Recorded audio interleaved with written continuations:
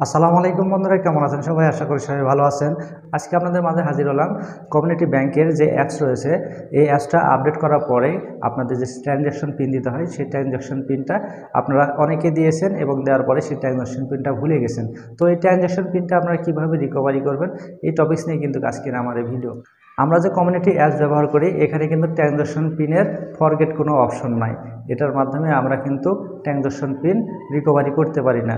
শুধুমাত্র অ্যাপসের মাধ্যমে আমরা কিন্তু ট্রানজ্যাকশন পিনটা পরিবর্তন করতে পারবো। আমি যদি ট্রানজ্যাকশন পিন ভুলে যাই, সেটা কিন্তু আমি রিকভারি করতে পারবো না। তো কিভাবে রিকভারি করবেন, এই টপিকস নিয়ে কিন্তু আজকের আমার এই ভিডিও।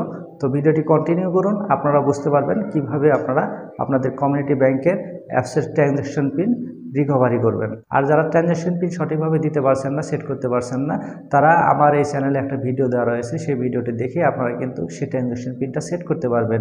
যারা সঠিকভাবে ট্রানজ্যাকশন পিন দিতে পেরেছেন, তাদেরকে আমি বলবো সেই ট্রানজ্যাকশন পিনটা অত্যন্ত গুরুত্বপূর্ণ। তো এটা আপনারা খুবই যত্ন সহকারে মনে রাখবেন, কারণ এই ট্রানজ্যাকশন পিনটা খুবই গুরুত্বপূর্ণ। আর যারা ট্রানজ্যাকশন পিন দিয়েছেন এবং ভুলেও গিয়েছেন, তাদের জন্য আমি বলবো তারা কমিউনিটি ব্যাংকের যে হেল্পলাইন নাম্বার রয়েছে, এই নাম্বারে আপনারা কথা বলবেন। কথা বলার পরে আপনার অ্যাকাউন্টের নিরাপত্তার স্বার্থে তারা কিছু তথ্য আপনাদের কাছ থেকে চাইবে, সেই তথ্য আপনারা দিয়ে দিবেন। সঠিকভাবে সেই তথ্য যদি আপনারা দিতে পারেন, তাহলে কিন্তু এই ট্রানজ্যাকশন পিন রিসেট করার বা রিকভারি করার অপশন তারা একটা দিয়ে দিবে। দেওয়ার পরে আপনারা নতুনভাবে ট্রানজ্যাকশন পিন সেট করে নেবেন। আর কিভাবে সেট করতে হয়, এই নিয়ে কিন্তু আমি অলরেডি একটা ভিডিও তৈরি করেছি এবং এই চ্যানেলেই কিন্তু সেই ভিডিওটি রয়েছে। এই ভিডিওর ডেসক্রিপশন বক্সে সেই ভিডিওটা কিন্তু আমি দিয়ে দিব।